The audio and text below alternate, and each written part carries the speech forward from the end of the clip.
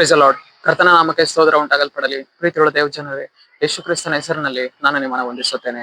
ಮಾರ್ಕನ ಬರೆದ ಸುವಾರ್ತೆ 11ನೇ ಅಧ್ಯಾಯ 23ನೇ ವಚನದಲ್ಲಿ ವಾಕ್ಯವು ಈ ರೀತಿಯಾಗಿ ಬರೆಯಲ್ಪಟ್ಟಿದೆ. ನಿಮಗೆ ದೇವರಲ್ಲಿ ನಂಬಿಕೆ ಇರಲಿ ಎಂದು ವಚನವು ಬರೆಯಲ್ಪಟ್ಟಿದೆ.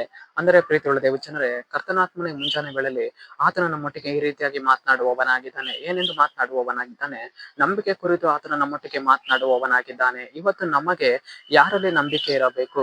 ದೇವರಲ್ಲಿ ಇವತ್ತು ನಂಬಿಕೆ ಇರಬೇಕು. ಪ್ರೀತಿಯುಳ್ಳ ದೇವ ಜನರೇ, ಇವತ್ತು ಅನೇಕ ಪರಿಸ್ಥಿತಿಗಳು ನಮ್ಮ ಜೀವಿತದಲ್ಲಿ ಹೋರಾಡಿಕೊಂಡಿರುವಾಗ ನಾವು ಆತನ ಮೇಲೆ ನಾವೇನ್ ಮಾಡಿಬಿಡ್ತೇವೆ? ನಂಬಿಕೆಯನ್ನ ಕಳೆದುಕೊಂಡು ಬಿಡ್ತೇವೆ. ನಮ್ಮ ಜೊತೆಯಲ್ಲಿರುವಂತಹ ಸಹೋದರರನ್ನು ನೋಡಿ ನಾವು ಹೇಳ್ತೇವೆ, ಅಯ್ಯೋ, ನನಗಿರುವಂತಹ ಈ ಒಂದು ಪರಿಸ್ಥಿತಿ, ನನಗಿರುವಂತಹ ಈ ಒಂದು ಕಣ್ಣೀರು, ನನಗಿರುವಂತಹ ಈ ಒಂದು ರೋಗ ಯಾರಿಂದಲೂ ಮಾರ್ಪಡಿಸುವುದಕ್ಕೆ ಸಾಧ್ಯವಿಲ್ಲ. ನಾನು ಎಷ್ಟೋ ಸರ್ತಿ ಪ್ರಾರ್ಥಿಸಿದೆ, ಎಷ್ಟೋ ನಾನು ಉಪವಾಸವನ್ನ ಮಾಡಿದೆ, ಇದು ಮಾರ್ಪಟ್ಟು ಹೋಗ್ತಾನೆ ಇಲ್ಲ ಎಂದು ಅನೇಕ ಬಾರಿ ನಮ್ಮ ಸಹೋದರರನ್ನು ನೋಡಿ ನಾವು ಹೇಳ್ತೇವೆ.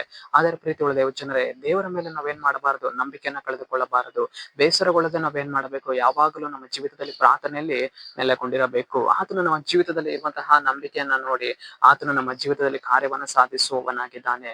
ಅಬ್ರಹಾಮನನ್ನ ಕರೆಯುವಾಗ ದೇವರು ಅವನಿಗೆ ಏನ್ ಮಾಡಿದರು? ನಂಬಿಕೆ ಮೂಲಕವೇ ಅವನನ್ನು ನಡೆಸಿದರು. ಇವತ್ತು ನಮ್ಮ ಜೀವಿತದಲ್ಲಿಯೂ ಕೂಡ ನಂಬಿಕೆ ಅನ್ನುವಂಥದ್ದು ತುಂಬಾನೇ ಪ್ರಾಮುಖ್ಯವಾಗಿರುವಂತಹ ಒಂದು ಕಾರ್ಯ.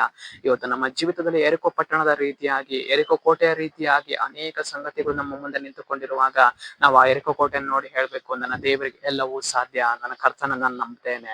ಯೋರ್ದಾನ್ ನದಿಯನ್ನ ನೋಡಿ ಹೇಳ್ಬೇಕು, ನನ್ನ ದೇವರಿಗೆ ಎಲ್ಲವೂ ಸಾಧ್ಯ, ನನ್ನ ದೇವರನ್ನ ನಂಬ್ತೇನೆ ಎಂದು ನಾವು ಅದನ್ನ ನೋಡಿ ಹೇಳ್ಬೇಕು. ಆಗ ಅದೇನಾಗ್ತದೆ?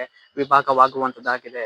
ಇವತ್ತು ನಮ್ಮ ಜೀವಿತದಲ್ಲಿ ಹೋರಾಡಿಕೊಂಡಿರುವಂತಹ ರೋಗಗಳು, ಸಾಲಗಳು, ಅದು ನಮ್ಮನ್ನ ಅಪನಂಬಿಗಸ್ತರನ್ನಾಗಿ ಮಾಡುವಂತದ್ದಾಗಿದೆ. ಅಲ್ಪ ವಿಶ್ವಾಸಗಳಲ್ಲಿ ನಮ್ಮನ್ನ ಕೊಂಡು ಹೋಗುವಂತದ್ದಾಗಿದೆ. ಅದು ಹಾಗೆಯೇ ನಮ್ಮನ್ನ ಮುಳುಗಿಸುವಂತಹ ರೀತಿಯಾಗಿ ಕಾಣಿಸುವಂತದ್ದಾಗಿದೆ.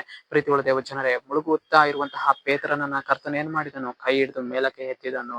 ಆತನು ಅವನನ್ನ ದೋಣಿಯಲ್ಲಿ ಸೇರಿಸಿಕೊಂಡನು. ಅದೇ ಪ್ರಕಾರವೇ ನಮ್ಮ ಜೀವಿತದಲ್ಲಿಯೂ ಕೂಡ ಮುಳುಗಿ ಹೋಗ್ತಾ ಇದ್ದೇವಾ? ಯಾವ ಒಂದು ಪರಿಸ್ಥಿತಿಯಲ್ಲಿ ನಾವು ಇವತ್ತು ಮುಳುಗಿ ಹೋಗ್ತಾ ಇದ್ದೇವೆ? ರೋಗದ ಪರಿಸ್ಥಿತಿಯಲ್ಲಿಯಾ? ಸಾಲದ ಪರಿಸ್ಥಿತಿಯಲ್ಲಿಯಾ? ಆ ಒಂದು ಪರಿಸ್ಥಿತಿಯಲ್ಲಿ ಬಿದ್ದು ಹೋಗಿ ನಂಬಿಕೆನ ಕಳೆದುಕೊಳ್ತಾ ಇದ್ದೇವಾ? ಕರ್ತನಿಗೆ ನೋಡಿ ಕೂಗುವಾಗ ಆತನು ಕೈ ಹಿಡಿದು ಮೇಲಕ್ಕೆತ್ತಿ ನಮ್ಮ ನಂಬಿಕೆಗಳನ್ನ ಆತನು ಬಲಪಡಿಸುವವರಾಗಿದ್ದಾರೆ. ಸರಿ, ನಾವು ಪ್ರಾರ್ಥಿಸಿಕೊಳ್ಳೋಣ. ಹಬ್ಬ ಕರ್ತನೆ, ನಿನಗೆ ಸ್ತೋತ್ರ ಸ್ವಾಮಿ. ಈ ಮುಂಜಾನೆ ವೇಳೆಯಲ್ಲಿ ದೇವರೇ, ಈ ವಾಕ್ಯ ಭಾಗ ಸಂದೇಶವನ್ನು ನೋಡುವ ಜನಗಳನ್ನು ಸಂಧಿಸು ಕರ್ತನೆ. ನಿನ್ನ ಜನರ ಜೀವಿತದಲ್ಲಿ ನಿನ್ನ ಕಾರ್ಯವನ್ನ ಮಾಡಿ ನಂಬಿಕೆಯಲ್ಲಿ ನಿನ್ನ ಜನರನ್ನ ದೃಢ ಮಾಡು. ಅದಕ್ಕಾಗಿ ಸ್ತೋತ್ರ. ನಜರೇತಿನ ಯೇಸುವಿನ ನಾಮದಲ್ಲಿ ಕರ್ತನೆ, ಆಮೆನ್, ಆಮೆನ್.